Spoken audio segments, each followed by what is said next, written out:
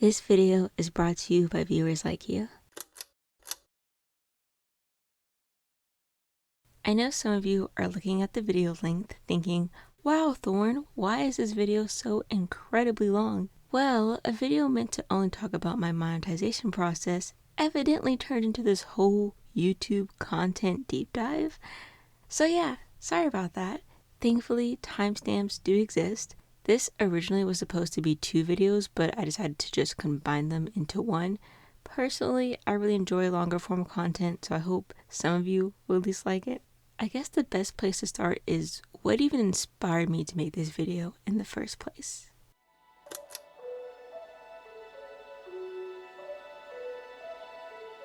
In terms of the monetization portion of this video, that was pretty much a no-brainer for me. I watched a lot of analytical reports and like how much I made as a YouTuber type of videos, specifically from creators like Cathrin Manning, Swell Entertainment, and recently Alexis Eldridge, who did one of these when she was at 3,000 subs, which I hit not too long ago. Thank you, by the way. That's absolutely insane. But the thing is, if you search up motorcycle, why? But the thing is, if you search up how much I made on YouTube and you keep scrolling, all you'll see is creators with faces. There's probably a better way to word that, but pretty much I don't really hear a lot from faceless creators, and with the growing interest in those who want to start faceless channels and the insane rise of faceless channels in recent years, I thought I could give some insight and a better gauge on what one might expect, especially from a smaller channel like mine, who only got started in late 2022. The second portion of this video will be my greatest fear as a content creator, which sounds a lot more dramatic than I intended. It's something that's been on my mind for a while now, but I think I finally found the right words to express how I feel.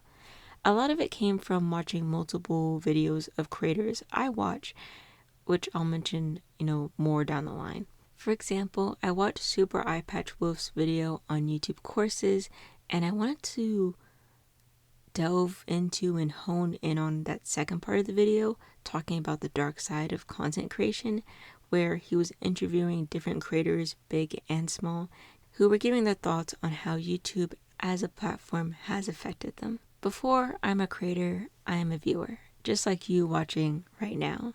And I watch a lot of different creators, and I'm a fan of a lot of creators.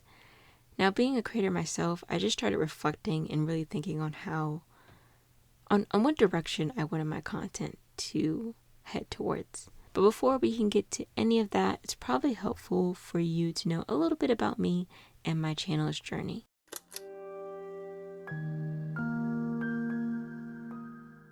At the start, I didn't tell anyone about my channel except my mom and my brother. But nowadays, a lot of my family and friends know about my channel and they watch my content, and I'm very, very appreciative of their support. But in the beginning, I wasn't really sure where this whole YouTube thing was gonna go, and I'm the type of person that likes to take my L's in silence. So if this whole thing failed and only my mom and brother would have to know about it, that's something I can live with, okay? We're not even to the advice portion of the video yet, but I'll probably sprinkle some nuggets of knowledge here and there. So here's my first bit of advice, my first tidbit.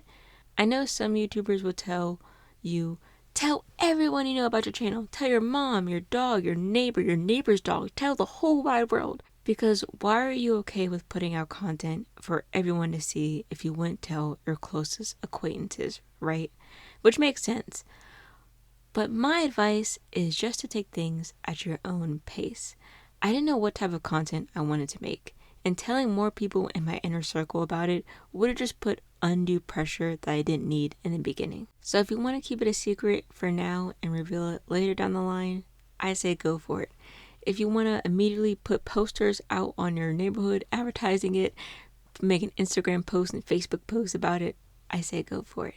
It's been 6 months since I've been on this channel, which it doesn't feel like 6 months. Time has flown by for me, okay? I uploaded my first video in September. Do you remember? Sorry. And I actually made 2 videos prior to that, but wasn't really happy with them, so I just left them as unlisted. And I understood the importance of a first video because people will go back to watch your first video to see how far you've come.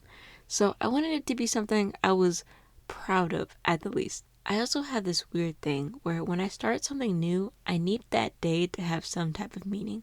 So that day for me was September 3rd because it was the birthday of two of my favorite characters, Ira and Rizumu from the anime Pretty Rhythm, which I created a video on pretty early on in my YouTube career. At the time, I thought I was going the route of storytime animation until I came to the realization that drawing takes a lot of time and I wouldn't be able to have the amount of output of videos I desired if I continued on that route. So I decided to mainly stick with just commentary. I say I had a pretty gradual growth until December when I made the decision to post a video every day for an entire week. Well, a week plus a day. I did it just to see if I could. This was inspired by how VTubers would do a schedule for stream, so I wanted to emulate that same thing but with pre-recorded content. I chose just images because I didn't want to feel stuck with the title if I decided to change it later on. It allowed me more flexibility and also left a bit of mystery as to what the video might be about. Sure, the image gave you some sort of indication, but it didn't tell the full story. In the end, I didn't exactly follow the schedule. I mean, all the videos got posted eventually, just not in a consecutive order like I had imagined. But doing this led me to posting my most popular video to date, How do you make a VTuber design stand out against the crowd? Which is kind of funny considering that video actually underperformed in the first 24 hours compared to my other uploads at the time. And by now is almost at 200k views and might have even passed that by the time this video is posted. That video alone led me to reaching 1,000 subscribers and getting monetized. I actually went back to my Twitter to check when I hit 100 subs and 1,000, and it was exactly 2 weeks. Psh, mind blown.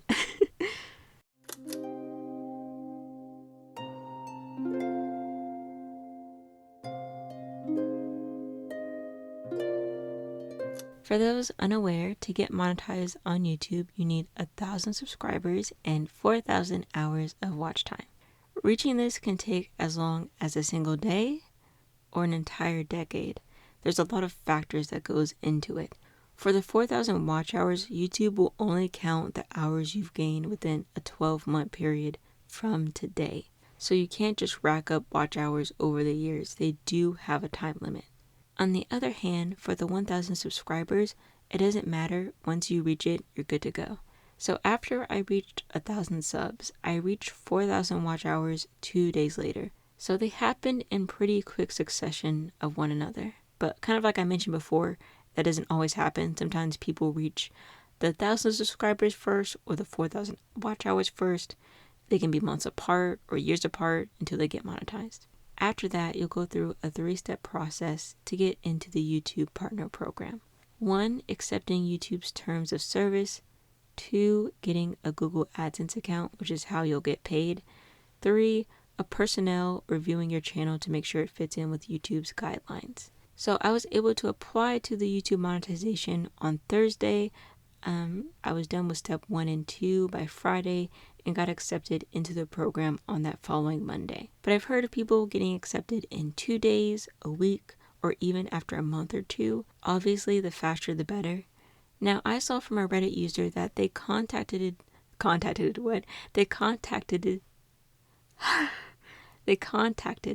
YouTube support saying something along the lines of, "Hey, is everything okay on my end?" to get accepted into the YouTube Partner Program. And the thought process is a real human has to look at that question. And if everything looks good, they'll just accept you right then and there. Now, I can't guarantee that this method works. It's just something that I decided to do. Who knows if I didn't do anything, if I would have just gotten accepted on Monday regardless. Another reason I was trying to get in earlier rather than later is because of December. December is the best month in terms of earning revenue. That's also why so many YouTubers do things like Vlogmas. I'm sure that's not the only reason, but it is a huge incentive nonetheless. On the opposite side of the spectrum, January is usually the worst month in terms of advertisements and earning revenue. through AdSense. So I got monetized the last 2 weeks of December. And in order to get paid by Google, you need to have Google. So you, in order to get paid by Google, you need to pass a $100 threshold. So even if you make $99.99, what? Did I just add a 9 in there? $99.99, Google won't care. So honestly, I wasn't sure if I was even going to make enough money for my first month to even get paid.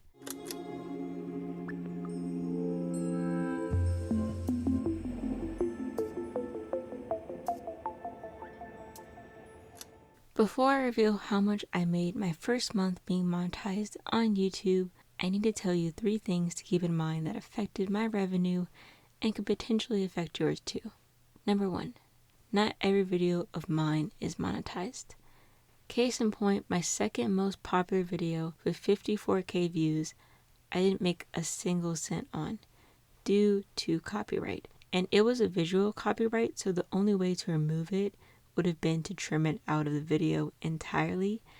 But then the video wouldn't make any sense. At least with an audio copyright, you can mute it or replace the sound, but you can't do the same with video, to my knowledge. Number 2, I don't have a huge backlog of content. I have 38 videos, with this being my 39th. And excluding my live streams, I only have 31 videos.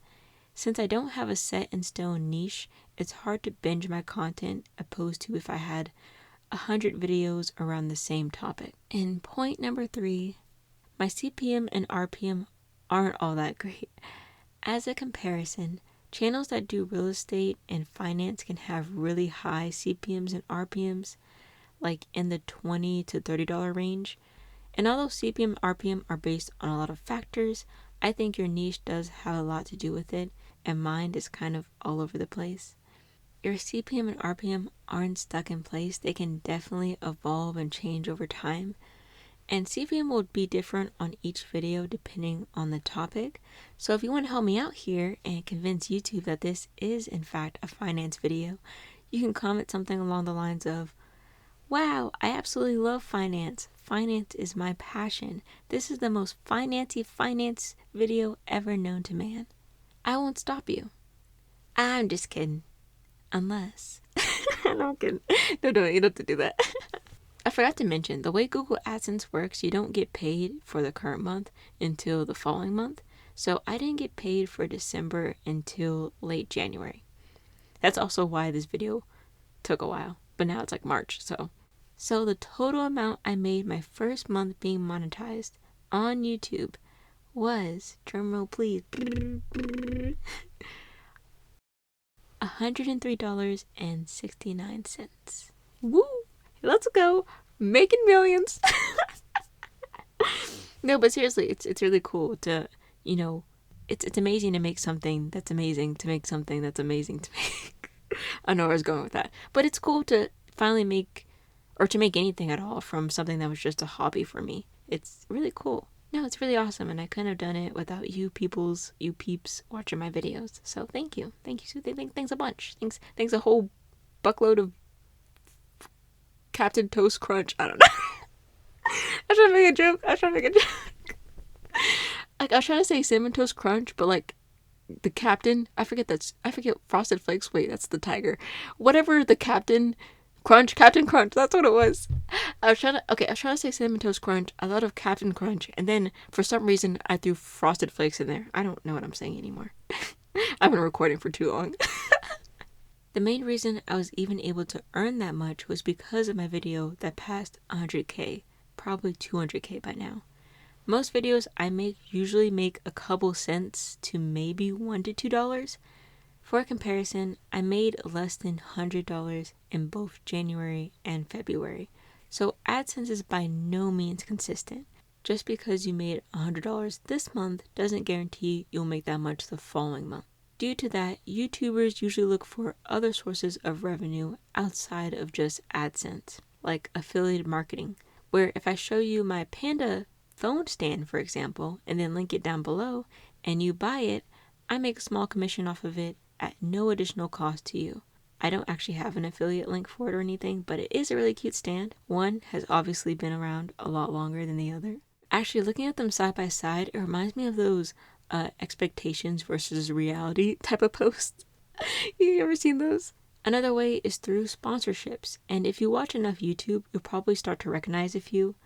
HelloFresh, Honey, ExpressVPN, NordVPN, Boxu, Casetify, Squarespace, Audible, Clip Studio Paint, Raid Shadow Legends, among many, many more.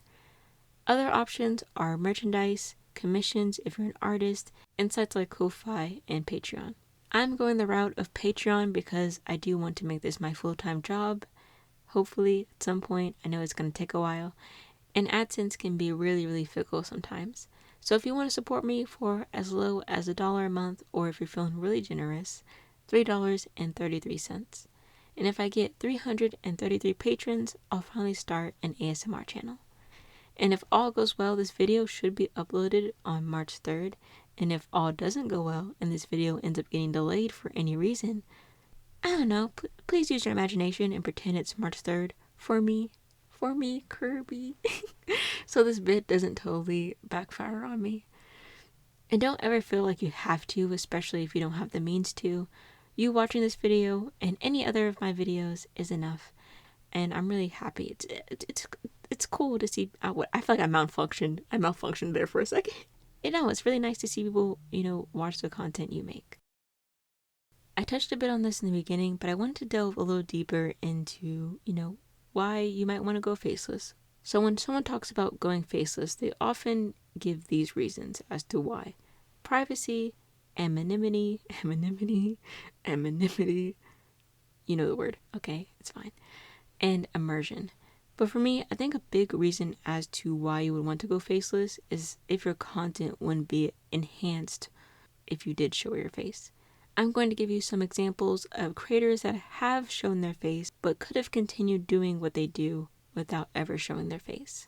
First up, we have SunnyV2, a creator who really popularized the rise and fall genre, giving commentary on public figures, a lot of times fellow creators. In the beginning, he showed his face, but over time has stopped showing it at all.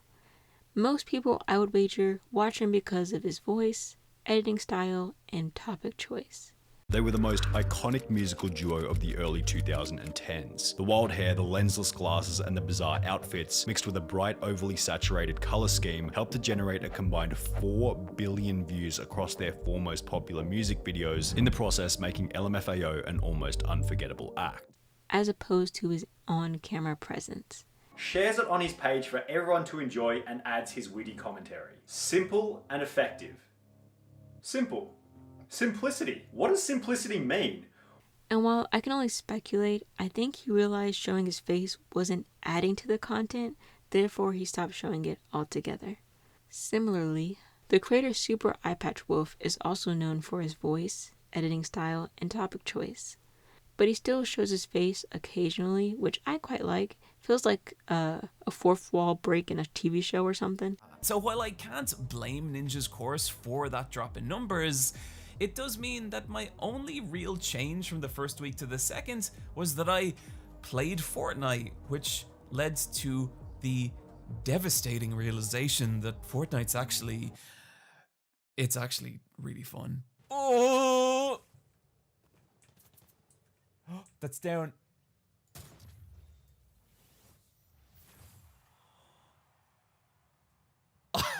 But yeah, in the end, the entire experiment turned out to be a kind of a complete waste of time.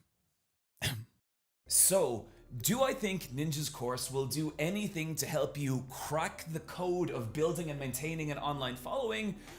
Absolutely not. But I also don't think anyone would complain if he'd suddenly stop showing his face altogether. Because in both cases, their content isn't dependent on them showcasing their faces, compared to someone like Salem Tovar, who is known for showing her face and dressing up to fit the video. The amount of time and effort she puts into each costume and makeup look makes me feel like she's about to perform like on a play in some theater. It's really cool. But for a period of time, she didn't want to show her face and opted for an avatar instead. And while her audience was respectful of her wishes, you could tell they were really happy when she decided to show her face again.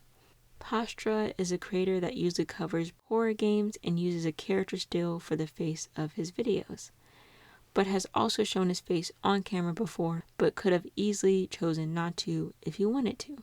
Bored is a cooking channel, but the way he edits his videos makes it feel like he's cooking in some type of medieval game. It's really, really cool. And he only has select videos showing his face when he's like eating food.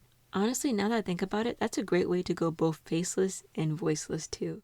Another way to go both faceless and voiceless is silent vlogs.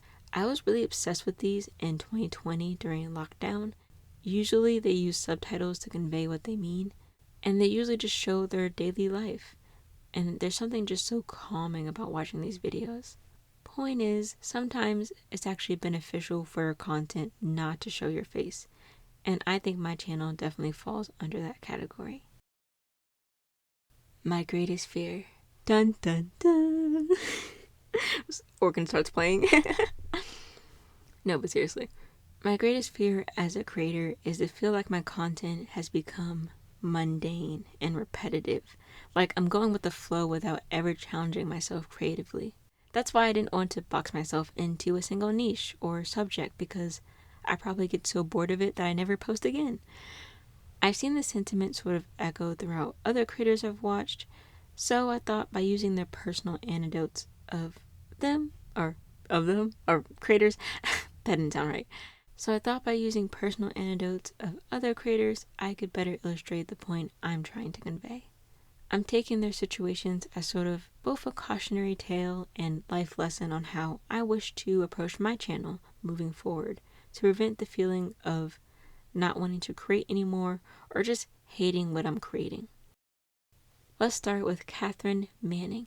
For those who are unaware, Cathrin got her start on YouTube in 2017, doing content mainly to promote her blog.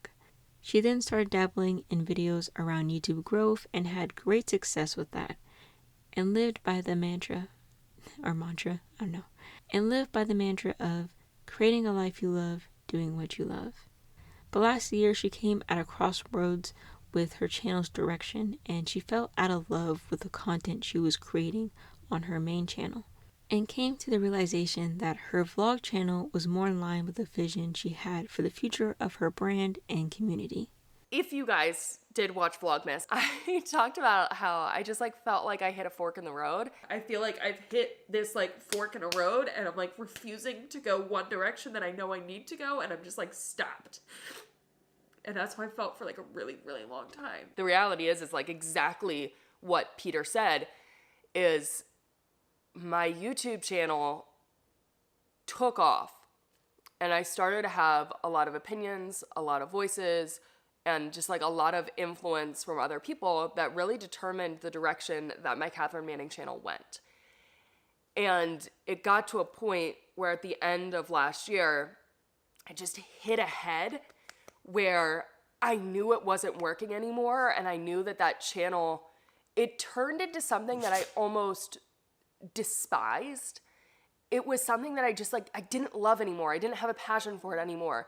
And it's because I let it become something that wasn't me.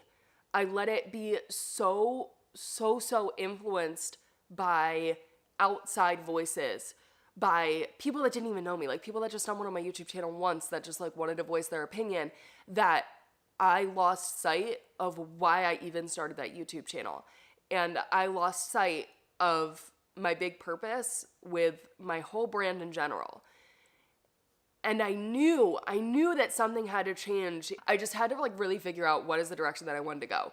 And I ended up talking to my sister and brother-in-law, as I always do. They're my therapists. They're freaking amazing. But they're just the best support group. You know, if you don't have a good support group around you, you need to find a good support group. But my sister said something that just really stood out to me.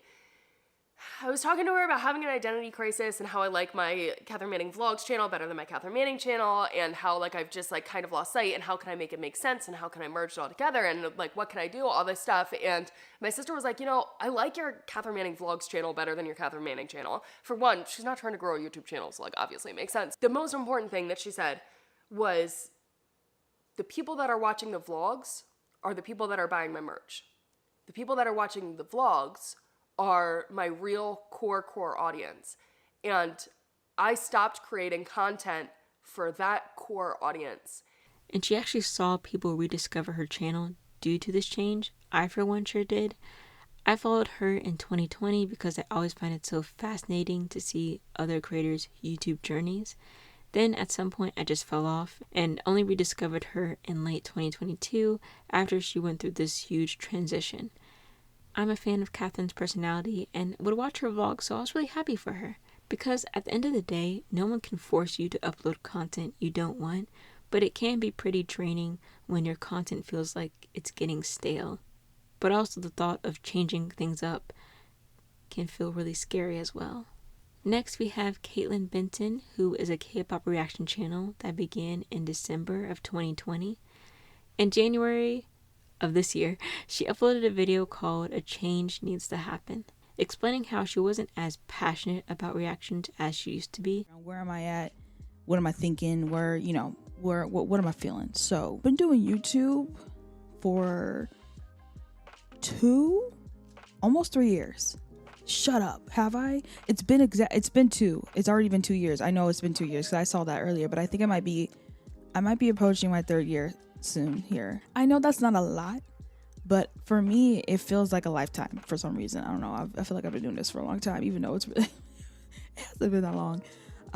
But I feel like I've gone through a lot in this very small time period. So I would say this year, like 2022, I found myself not enjoying reacting as much. And I'm just gonna be real with y'all, because I'm telling y'all how I feel right now. Just gonna be real. There are a lot of factors that go along with it, but I just feel like a lot of things have been kind of, draining the joy out of it. I'm like, man, I don't know, man. There's a lot of factors that are kind of playing into this. A couple things are my creativity. I feel like I'm not using my creativity as much anymore, because doing reactions is kind of like you do the same thing over and over again. Honestly, you just sit down, you watch a video, you give your opinion on it. It's fun. I have fun doing it. Otherwise I wouldn't continue doing it, to be quite honest with you. But there is something that's like, there's like this mundane thing about it sometimes. And I'm like, man, sometimes I don't want to do it. Like, I just don't want to sit down and react to something. And that's just being real, That's why sometimes you'll see me try to like change up my layout, change up my banner, change up how I edit my videos to make it more enjoyable, not only for you guys, but for me as someone that's creating the content, right? So I feel like I found myself doing that a lot this year, and just kind of like searching for things to like feed my creativity, because I'm a creative person. Like, I just like to create things. Really dwell too much on this, to be honest with you. I don't even really want to bring it up too much, but I think I do have to say something, because it is a factor in how I feel right now. There has been an abnormal amount of like hate on my videos, and I'm not quite sure what the hell is going on. I'm just being honest. And I'm not the only one that kind of feel that way. Like, I talk to a lot of my reactor friends, and they're like, girl, I don't know what it is about you and your channel, but people really like to get bold. And I'm like, yeah, man, it's crazy over here, bro. And like I mentioned before, hate's gonna happen no matter what. And I think I'm slowly beginning to just deal with that. I'm gonna be honest with y'all, because this is the real talk. We're just being real.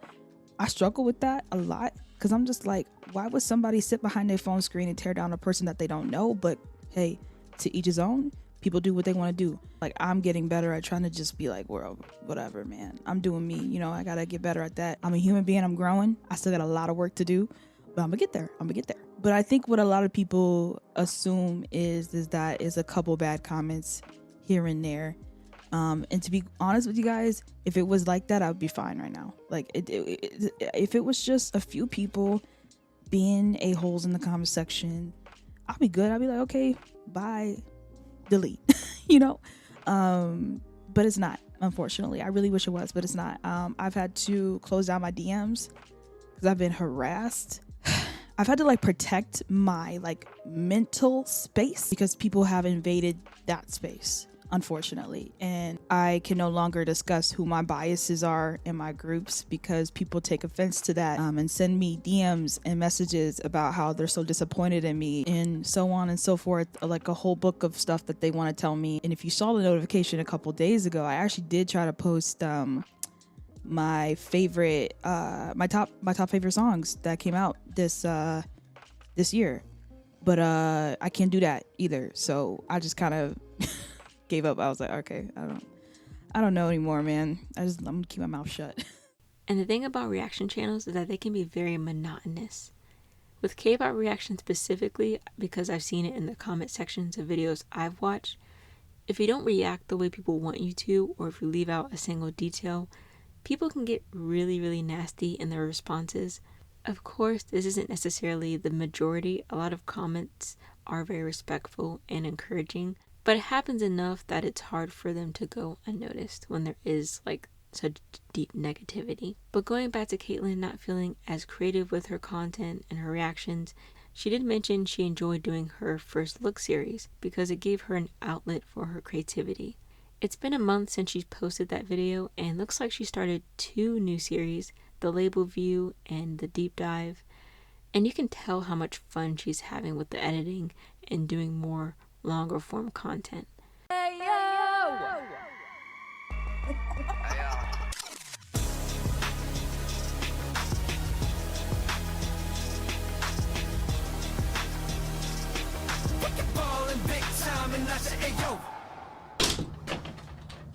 Ayo, bubble. All right, y'all, what's up? I'm not gonna do my intro like I normally do because I'm trying to get into this. Okay, so girl, what? I ain't got time for that. Okay. Try to act the part and rewind it back. Wait a minute. Why did I hit? That hit so hard. I ain't got time for that.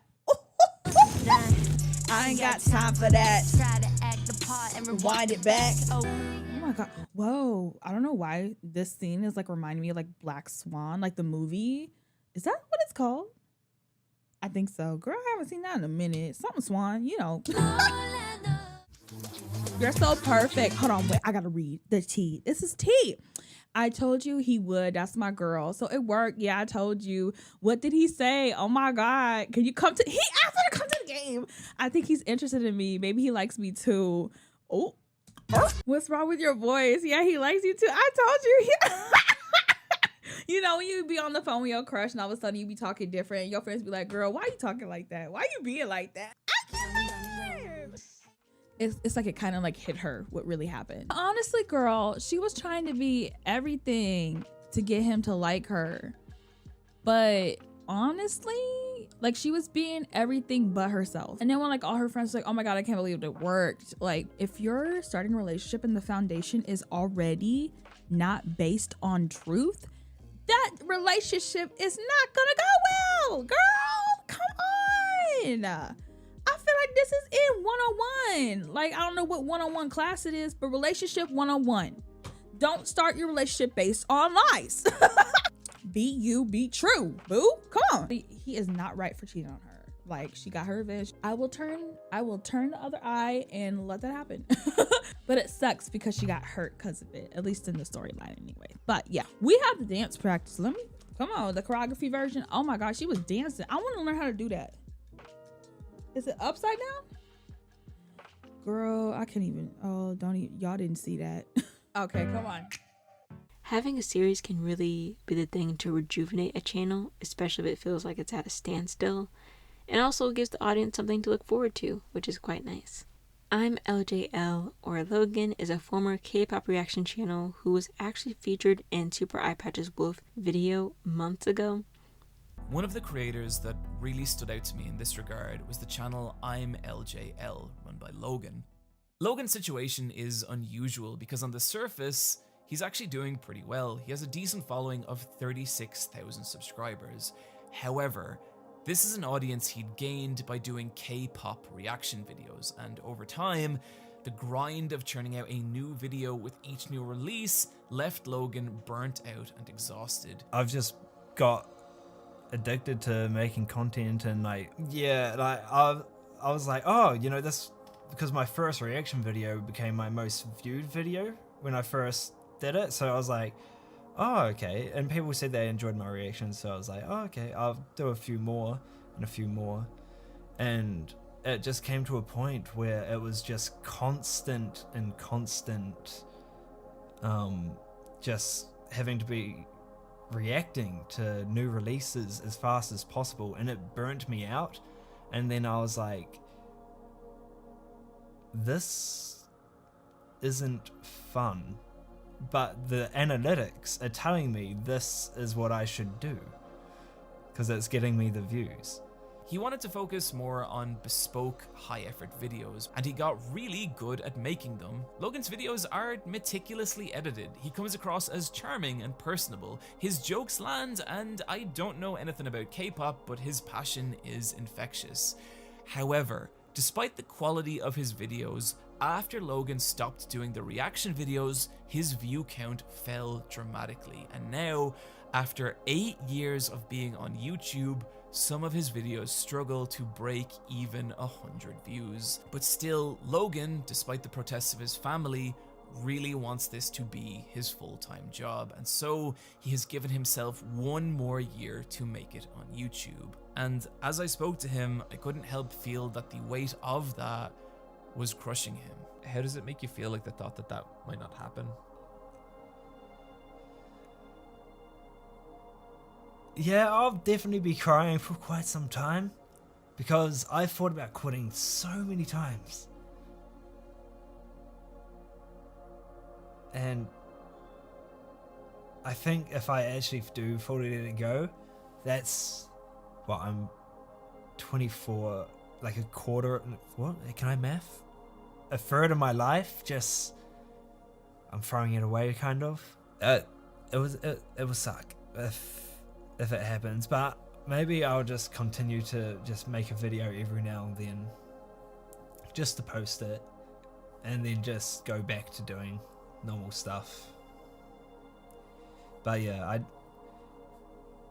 even now I'm tearing up thinking about it. So it's like I don't want it to happen, but it's going to happen because it's been 8 years. Nothing's happened. Yeah. It sucks. I just wanted to check up on him and see how he's doing. He did explain how Super Eye Patches Wolf's video did give new life to his channel, which he was excited for. You guys may or may not know, but my channel is actually kind of dead, and then it got revived because of Super Eye Patch Wolf. Thank you, because I've been getting so many amazing people, which is you guys, coming back into my videos and actually commenting on my videos, which is fantastic, because usually what used to happen was people would just say, react to this. But now I've got people that love my content, so I love you. Instead of doing K-pop reactions, he's now shifting towards doing more Japanese music reactions, including anime openings and Vocaloid songs, as well as doing some commentary videos. And you can really tell how much effort and editing he puts into every single video. I actually ended up checking out Logan's Patreon and saw he made a post in early February about working on a VTuber model, which is something I'd be pretty interested in. I feel like he could make it into a series, like drawing out the design, coming up with the lore, and then showing himself actually creating the model. And if he's going down the path of reacting to Japanese music, I think he could do really well reacting to VTubers, because a lot of them do covers and original songs in Japanese. The creator yuunarii is reminiscent of the Storytime animation era, but I like how she evolved into this 2D and 3D style, which I actually want to incorporate in my own videos going forward. There's just something so relaxing and laid back about it, kind of like Noodle's cardboard videos. There were 2 videos of hers that really piqued my interest. First one is the 100k subscriber special she had, and the second one was I make YouTube videos. Starting with the 100k subscriber special, where despite reaching such a milestone, it felt quite hollow. And this was because the majority of her subs came from her most popular video about her Sonic drawings. And while she was hoping to garner a crowd who could reminisce on their cringy Sonic drawing days alongside her, instead she was met with a crowd of kids currently going through that phase. and I definitely get how discouraging that can be, to not have your target audience watching your videos. If I had the power to instantly unsub all people who simply subscribed for more Sonic content, or more Vocaloid content, or any specific sort of fandom-related interest content, I'd do it in a heartbeat. The mismatch in audience versus intended audience is pretty hard to stomach, not gonna lie. Anyways, so, no P.O. box, or at least not until I've managed to grow an audience that does resonate with my content more, because I do very much believe that is still possible. Don't know how long it's gonna take, but we'll see. In the meantime, I'll try my best to keep on making content about, well, whatever I like. Once again, to anybody who's watched any of my most recent video stuff, as well as this video, thank you so much for sticking around and watching my content. I really appreciate it. And again, apologies for ending on such a downer note once again. Getting really good at that. But I really just had to let this all out, because it's been haunting me for almost 3 years by now. The second video, I make YouTube videos. I watched quite a few times. I really enjoyed Yuunarii's introspection and how much I resonated to what she was saying. And it's nice to see someone just allow their thoughts to flow out, almost like they're writing in a journal or diary. I think Yuunariii described that feeling the best in her video. So, I did some more reflecting on my videos, as per usual, and realized that the production time for them was still way too long for my liking. All I wanted for my videos was to just get my thoughts across from my brain to my audience as fast as possible, but still in some sort of like fun and creative way. So that's how I came up with this like 2D, 3D hybrid looking video. Topics that I covered in these videos were also less story structure based and a lot more like stream of consciousness and opinion based. Kind of just like this video you're watching right now. And you know what? It actually felt really good. Like, I really enjoy this. Perhaps this is also why I really enjoy content creators who post frequently and talking about their thoughts and feelings on certain subjects, regardless whether the topics are actually relevant to me or not. Regardless of their actual presentation. I love it when people's thoughts are just like fresh out of the oven and plopped into a video, cause you can just feel the passion behind those thoughts and stuff like that radiate off of it. And I really wish to capture some of that also in my own content, because I really enjoy sharing my thoughts and opinions and getting to hear the viewers' reactions and all that. And even when they don't, like even if they just take the effort to listen to what I have to say in the first place, I love that. I just want to be heard. I want to be listened to, because I don't really get to experience that all that much in daily life. And yeah, it feels very nice, because I do feel like I have valuable things to say. The last creator I'm going to cover is stephco, who had posted 2 videos that I found really intriguing. And similar to Yuunariii, she had one viral video which she didn't feel truly reflected her channel. As a result, she unlisted any videos relating to that topic and decided to focus solely on commentary going forward. In fact, the second one that I did, the home invasion video, which honestly, if anybody ever asked me, hey, what's the best work you ever did online? It's not going to be pretty privileged for me. It's not going to be, it is going to be that video. Just if I ever, like, if this was the old days where people could literally get acting careers from their YouTube channels, I would submit that video. In fact, I have thought about, like, if I ever want to go to an agency and, like, you know, do commercials or anything like that, and they're like, hey, we want to hear you talk, tell a story, the home invasion video is the video that's getting submitted. I'll probably cut out the first part about the guy that I was trying to date at that time, but I just wanted to tell his story because I thought it was important. But just that part of me talking about, like, what happened with the robbery, that's what I'm submitting. That was, I went back and watched it, and I was like,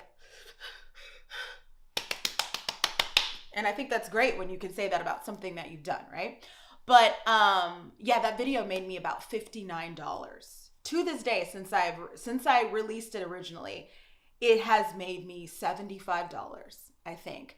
And if you compare that to the story time that I did in December, that video made me about $500. And if you compare that to the story time that I did in November, That video made me $1,500.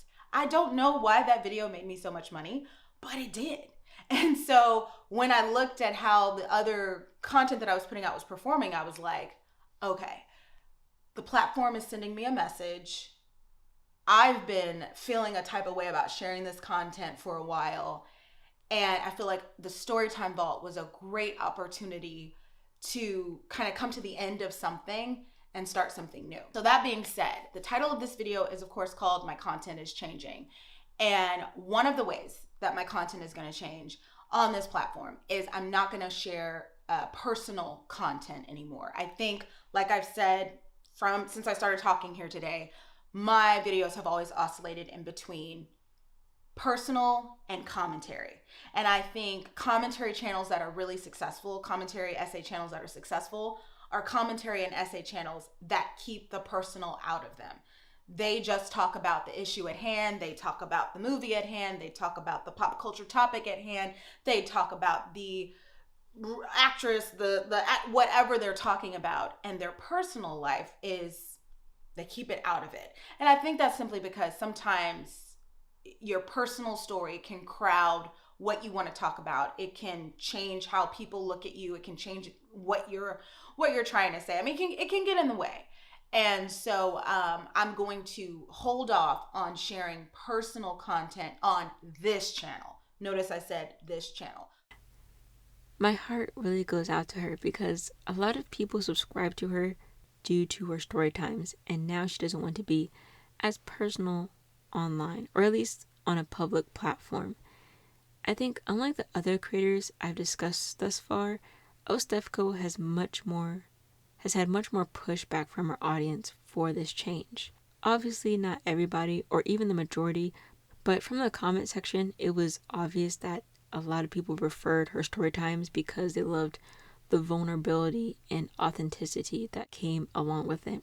And it was enough for her to want to address it in the following video, where she explained wishing maybe she hadn't made an announcement about her change. So this is exciting. I get to be like one of those video essay girlies with the microphone here. Well, actually no, since you guys don't think I could do a video essay. But then I saw y'all's comments and I said, you know what? They have brought me to another kind of epiphany about being a creator on this platform. And also I want to take a moment to respond to some of their, I don't want to say outrage, but just incredulity, right? So let's go ahead and do that now. So the first thing I want to say is I do appreciate anyone who clearly found value in me sharing the type of stories that I've shared over the last year and a half of being on this app. I did not initially start off, though, I want to say that, by being a story channel.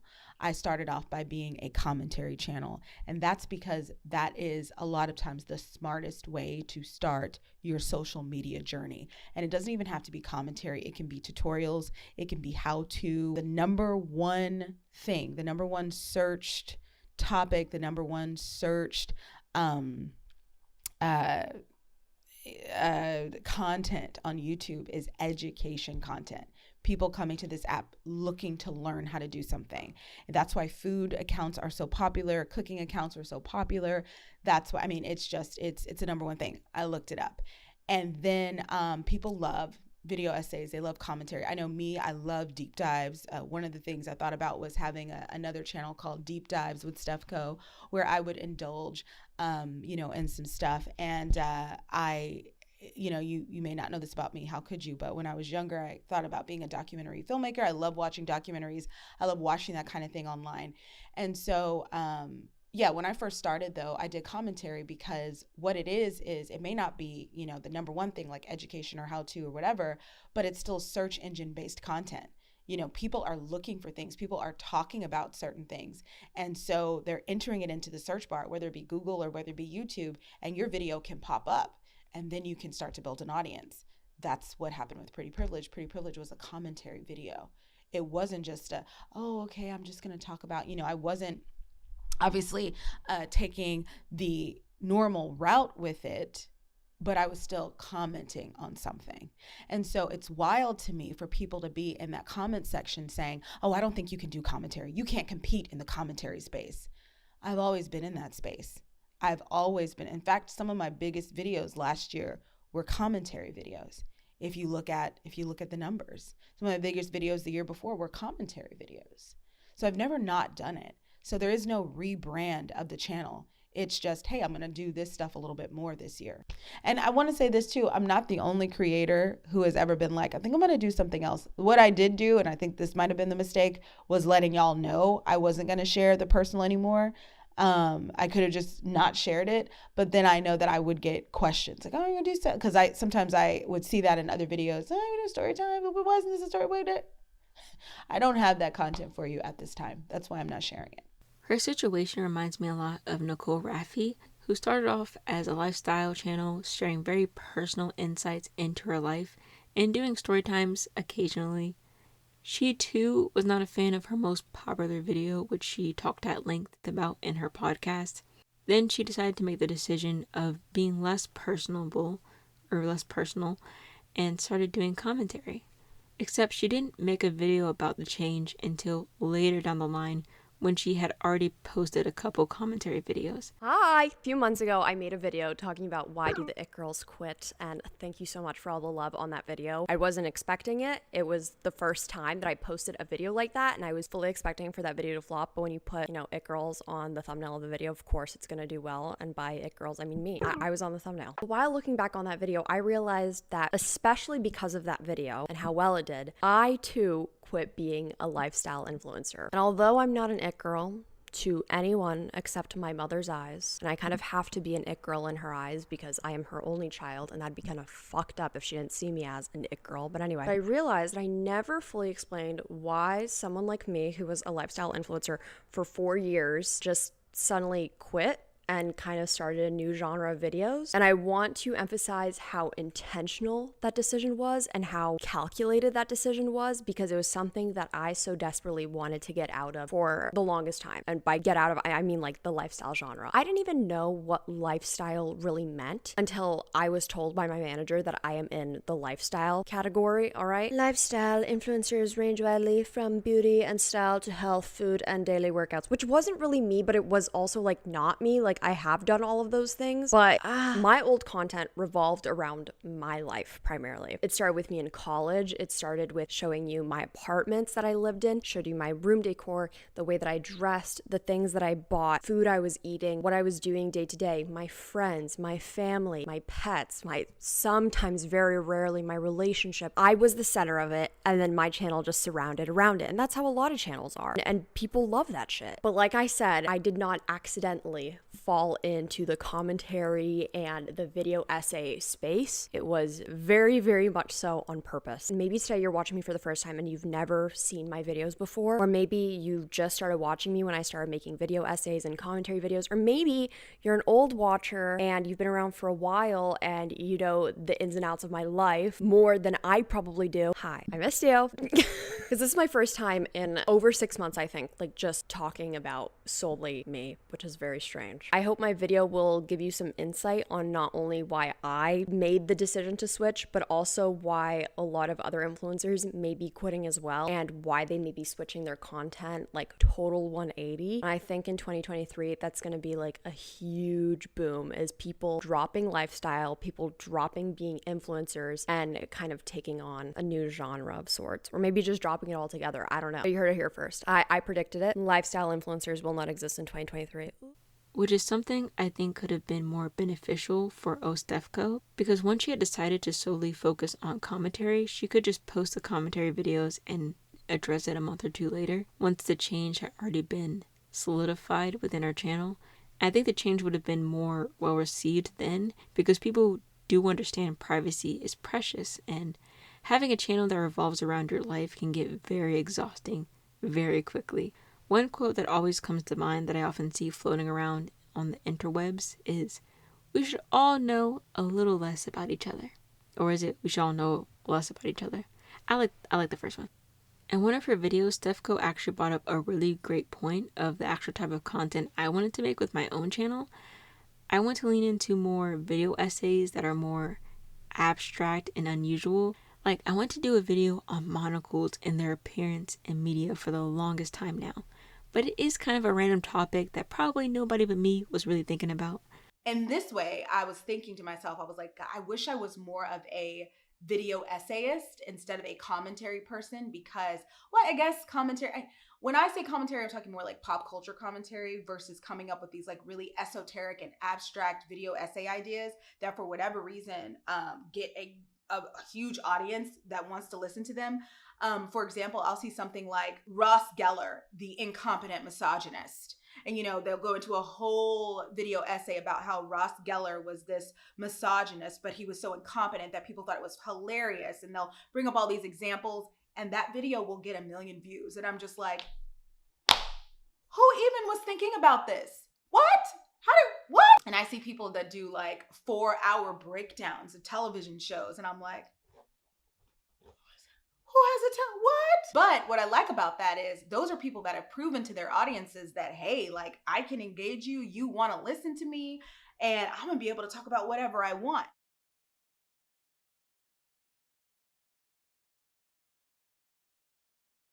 So it's not necessarily a number.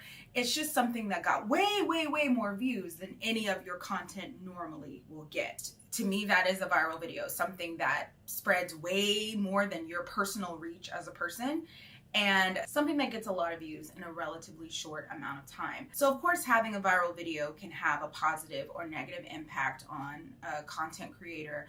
I know for some people, you'll see this all the time if you're on YouTube long enough. People will talk about, this is how my account blew up. 500,000 subscribers in 3 days. I always knew with the type of things that I wanted to talk about, I was not going to be the person that was going to have that kind of a following that quickly or maybe ever. And that's basically because you catch more flies with honey than you do with vinegar. Okay. And I think a lot of the things that I talk about are vinegary, right? They're things that are not, they're things that, well, I think the normal YouTube viewer is kind of like this when they sit down to YouTube. I want sunshine. I want rainbows. Then after about 5 minutes of looking at the content on my channel, they're kind of like this. I wanted sunshine. I wanted rainbows.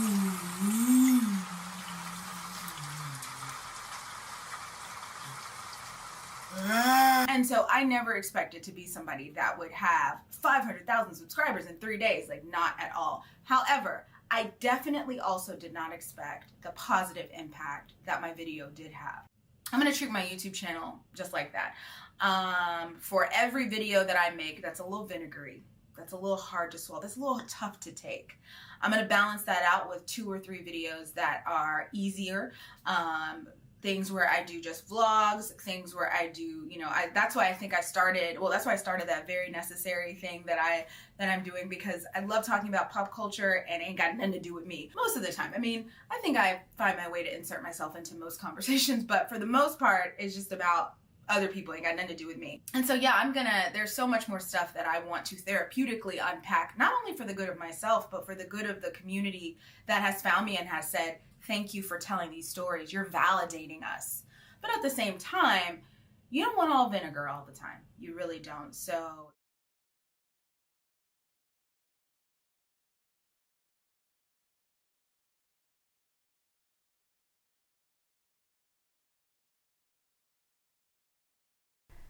haha, joke's on you. This was supposed to be the last one, but I found one more creator I want to talk about.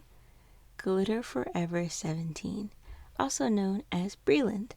If you want to know the full story of her come up, I would recommend Primix video, but I'm going to give you just like the Cliff Notes version. Breland got her start in 2011, mainly focusing on DIY content, and really blew up in 2014, 2015, when DIY was really at the height of its popularity. The thing about YouTube is each genre of content usually goes through its own ebbs and flows in popularity and relevance on the platform, and DIY is no exception.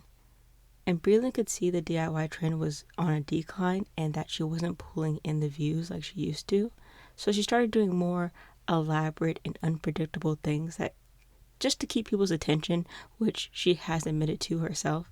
Let's decapitate a tomato person. That sounds... I was actually just trying to do the most shocking shit I possibly could to get people to watch. And that's why so many people watched my videos, because it was just so fucking weird. For some reason, it piqued people's curiosity because they never knew what the hell I was gonna do next. And that's how I wanted it to be. And she really started to go to the extreme with her antics during live streams. And people started becoming really concerned for her well-being and why she was acting the way she was. Then she left for a bit and came back and admitted she did all that so she could maintain the lifestyle of both her and her family. And that's scary to lose everything, and also a pretty big burden when the financial stability of your family rests on your shoulders and your shoulders alone. She's also alluded to there being some other stuff behind the scenes that she would rather keep private, which I can totally respect. There was a lot more behind the scenes that I'm not comfortable talking about that was going on, especially during the YouNow thing, and that will probably never see the light of day on the internet, because there's just some things you shouldn't talk about.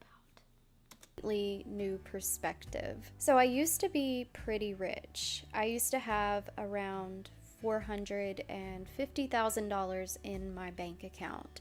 And this was after my channel blew up here on Glitter Forever 17, and I had worked really, really hard to save up all of this money because deep down I really wanted to either invest it or put it into something that I knew would be worth it in the end. Unfortunately, that's not how life works, and that's not how things played out. When I say I lost everything, I'm talking about all of my money, which in turn made me lose my house, cars, and other materialistic possessions. As I slowly started to lose all of my money and the rug was like pulled out from under me, the first thing I learned was who my true friends and family were.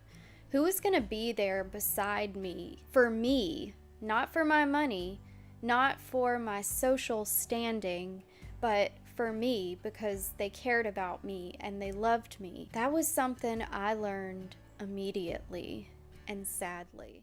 Now that you're kind of caught up, let's talk about Breland in the present. She decided to stop posting on her Glitter Forever 17 account to focus on her channel, appropriately titled Breland. She was kind of doing random videos after her return until about 10 months ago when she decided to dip her toe into true crime. She had quite a bit of success with it early on, and instead of calling her fans glitter critters like she did on her Glitter Forever 17 account, on her Breland channel, she would refer to them as her true crime cult. Hey there, my true crime whore. It's Breland here. I always find it so fascinating when creators give their viewers names, like Greg or Bubbles or Popcorn. Should I give you guys a name too? Leave your suggestions down below. I'll pin my favorite one, if I don't forget. But a few weeks ago, she made a video explaining that she was leaving the true crime genre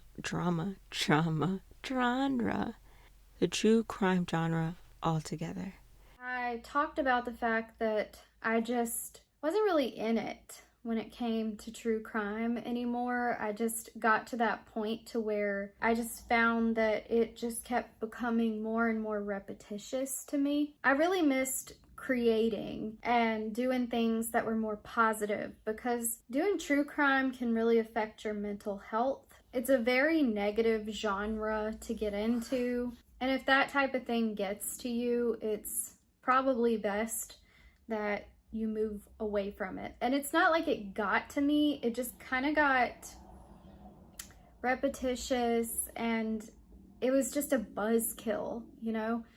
Because I used to make videos that were more positive and brought people more positivity, and that's what I like. I like to bring positivity to you rather than a buzzkill such as a true crime story. And that's how I felt in the end. And I totally understand why.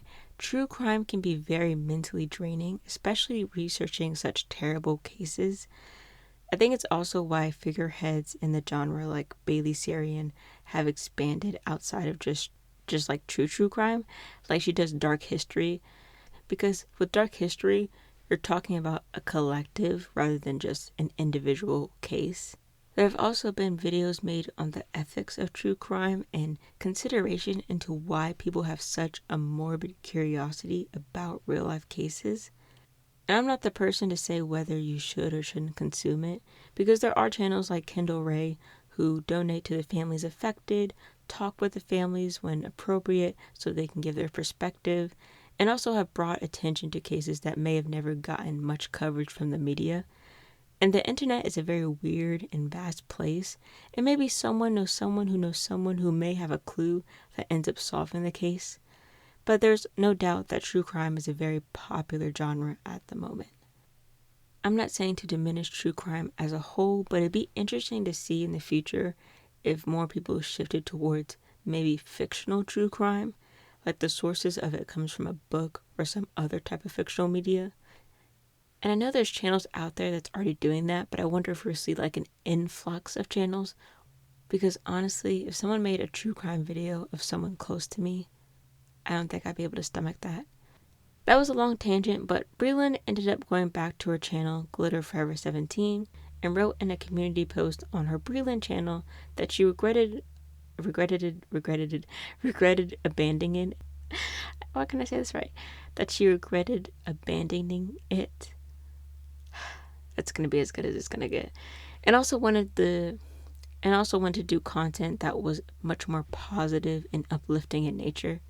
She did do a couple of videos delving into her life and time on the channel. And you gotta think, she's been on YouTube for 12 years. 12 years. That's a lot of content. And now she seems to be moving towards the lifestyle niche. And I wish her all the best. This video is never gonna get edited. Okay, so because I keep watching YouTube videos as I edit, I keep seeing stuff that I'm like, oh, they made a good point. I want to include that in my video. And this is one of those. I'm not going to say this is the last creator, because who knows if I end up adding more later, but I'm going to try my best. Anyways, I was watching raelice's stream, who is a VTuber that I've mentioned on my channel before and also interacted with. But he made a really good point of wanting to expand his content outside of just the VTubing sphere. But that also brings up the question, what content do you make to appeal to those who may be apprehensive to watch a talking cat? Then he touched on creativity within VTubing and how it's kind of gone stale a bit. So what I've been thinking about, I have a problem. I have been too focused on the VTubing sphere. I have been limiting myself to VTubing for way too long. Like in terms of like what I watch, what I consume, people I interact with. But it's like, it's kind of weird that because I used to step outside the circle a lot. Like I used to step outside the circle a lot more often.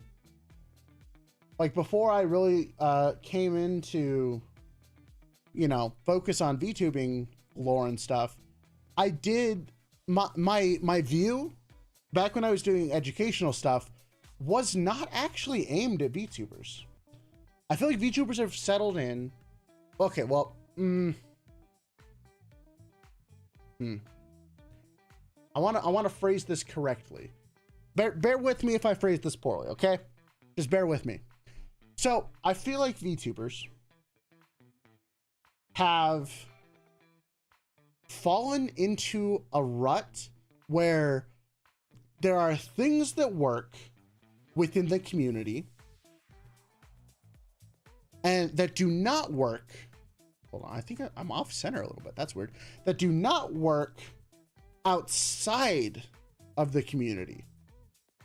And I'm talking about, like, I'm going to say some controversial things, I know, probably, but like, I'm talking like the big booba, the like probably more sexualized content that just can't exist on YouTube, a little bit more of the flirtatious behavior and like really playing into your character and things like that. there's a lot of like little tiny aspects that I feel like are tuned up to 11 in the VTubing community, and it works for the VTubing community. Hey Roy, how you doing? But it doesn't work for literally everyone else that I've just been having, because I feel like, because I've gotten frustrated with like where I feel like I am when it comes to content creation and things like that. And I've heard that sentiment mirrored everywhere.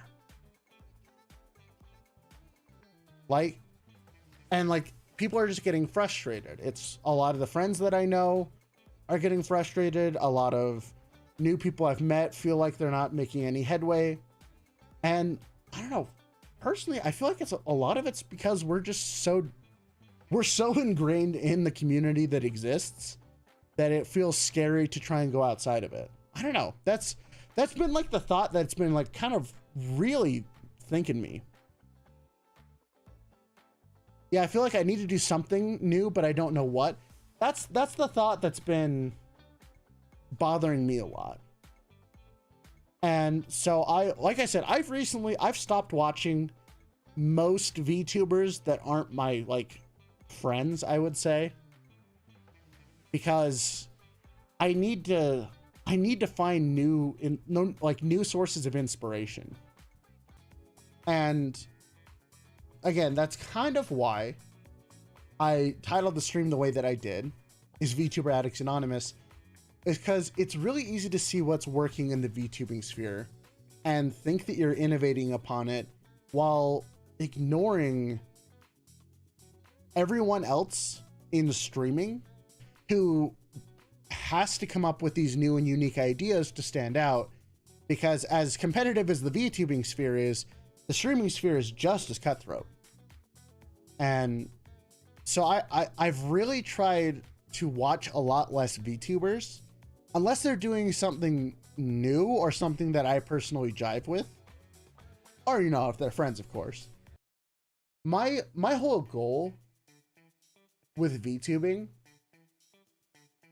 is like to get people interested in a talking cat who previously wouldn't be. My eventual like target audience are people who weren't originally fans of VTubers, you know? Do you think this is the reason why VTuber popularity has gone down? I think there's a lot of factors that contribute to that. One, it's just not new anymore. Two, people are stagnant. Three,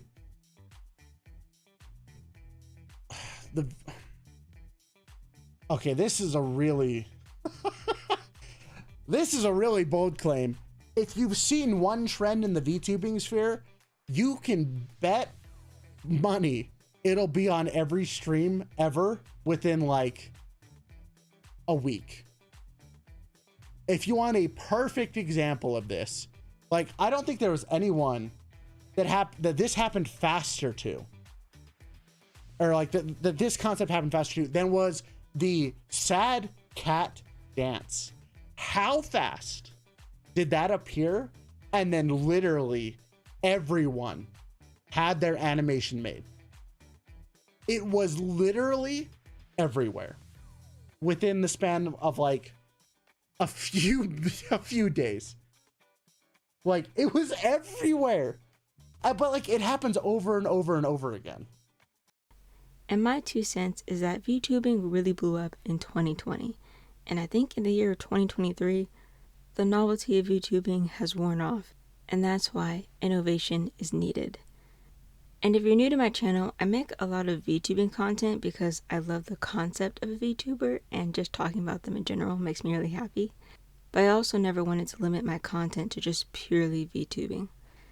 I remember on my video on VTuber design, I got some comments talking about how they weren't really interested in VTubers or didn't know much about them, but still watch because something like character design is a universal topic.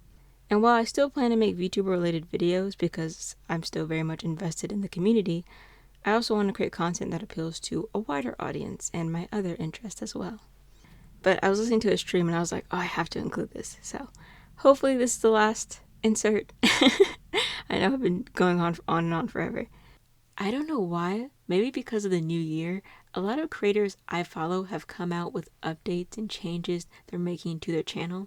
The other day I was thinking of the type of content that I consume, like what I watch on a regular basis, and 90% of it is commentary videos. All kinds of commentary videos, like movie commentary videos, video essays, people's opinions, people just talking about random shit. I watch all of it. I'm obsessed with it and I thoroughly enjoy it. The other day I was kind of thinking and I was like, okay, if I, Nylea, were me, would I watch my own videos? And I was thinking about it and I was like, maybe? I don't know, because all I fucking watch is commentary. I want to make shit that I would watch. You know what I'm saying? What I'm trying to say is I'm gonna make a commentary video kind of sort of vibes. That's what that whole preface was all about. I'm making a commentary video because I want to. Some creators I didn't get to mention because this video is already long enough as it is are Audrey Ember, Stroofless, Ergo Josh, and Daniel Skyfer. Maybe 2023 is the year of reflection on the type of content you create. And I guess it was my time to finally throw my hat into the ring. We're almost at the end. Tips and twicks and tips and twicks. Decide what kind of channel you want to be. I am definitely not the blueprint for what you have to follow. And look at what you're knowledgeable at, your interest, and what potential advantages you have in making content. For me, 2 advantages that I have are, 1, I have considerably more free time compared to someone with a full-time job who has a family. So I was able to push out so much content early on. And 2, I have consumed a lot of YouTube content and know a lot about different creators. That's why I can name drop so many in this video. They have also inspired a lot of my current content. Ludwig calls this the good old yoink and twist, where pretty much you take an idea that worked for another creator and put your own twist on it, or put your own spin on it. My boy, he yoinked and twisted. He yoinked and twisted. My boy, he did it. What a successful yoink and twist. But obviously you don't want to do it solely because you think it will be successful. I say only do it if you're actually invested or interested in the topic. I think using a mix of both familiarity and originality is the best way to grow a channel. Your video should aim to do one of 2 things. Either intrigue someone or inform them. If you can do both, great. Ask yourself, what videos do you enjoy? I create content that I myself would watch. Let's talk quality versus quantity. I don't think anyone would disagree quality is important, but I do think when you're learning the ropes, it's better to put out as much content as you can without burning yourself out. And this is coming from my own experience. If I hadn't challenged myself to post my videos in such quick succession like I did in December, I don't know if I'd be where I am today. Oh, in the future, I want to do a mix of a video diary and a video essay. I think creating video essays with a personal touch is probably a better way to describe it. Something akin to the works of Maddie Trospect, Zoe Unlimited, and Mila Tequila. I love more train of thought videos like Yuunarii, Big Joel, and Little Joel. This channel is going to go into decline severely. Wait, I just saw another idea in my notes app that is really good, and I should have made that video. The title of the video would be, "Do you guys think I could voice Toad in the new Super Mario movie? Parentheses, please don't make fun of me in the comments." I didn't really come up with like a video to accompany that, but I guess I'd just be like, "Oh! Mario!" So that's another sort of fail Little Joel idea, but that you guys can now enjoy. Bye. But I'll still be covering the same topics like VTubers, manga, K-pop, movies, along with a few topics I haven't touched on yet. So less like I'm changing my content and more like I'm expanding my horizons. And I have a lot of video ideas in the works, it just takes a lot of time for them to come to fruition. I'm not kidding, by the way. I use my notes app whenever I have an idea for a video, and I have a lot of notes, okay? Now, not all of those notes are ideas. Some of them are just reminders, like go buy marshmallows today or something. And some of them are continuations of other ideas, like when my notes gets too long, I'll just make another note. For the length of my video essays, I'm hoping to be in the ballpark of 25 to 45 minutes. Definitely not as long as this video, if I can help it. I still intend to post shorter videos while I'm preparing for longer ones, so hopefully the gap between each upload won't be too long, but if it is, just know I'm working on something behind the scenes. At the end of the day, I want to always be trying new things, and if things don't pan out the way I intended, well, at least now I know. That is the mindset that got me to start this channel, and I'm excited to see where it takes me in the future. The video was quite a journey for me. Oh my goodness. I've been recording for I don't even know how long. But thank you so much for watching. I really appreciate it. I'm just doubling everything I'm saying now, I guess. I'm Thorn, and I'll catch you guys later. Bye-bye.